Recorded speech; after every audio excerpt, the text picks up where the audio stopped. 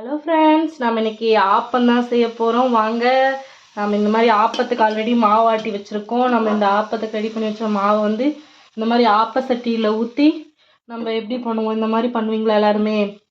இந்த மாதிரி நல்லா அந்த மாவு எல்லா சைடும் போகிற அளவுக்கு பண்ணுங்கள்.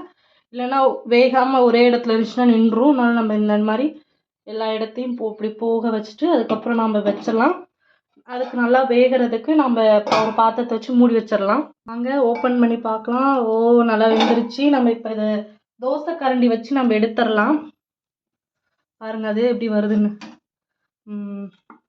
வாங்க, ஆப்பத்துக்கு வந்து நான் ஆட்டுக்கால் பாயா ஊற்றி சாப்பிடலாம். வாங்க பாருங்க, நான் காலையிலேயே ஆப்பத்துக்குன்னே ஆட்டுக்கால் நேத்தே வாங்கி ரெடி பண்ணி வச்சிருந்தேன்.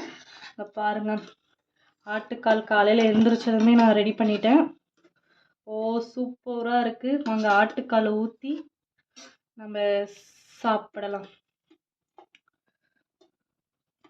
பாருங்க, இந்த மாதிரி ஆட்டுக்கால் ஊற்றி நீங்கள் வந்து இதை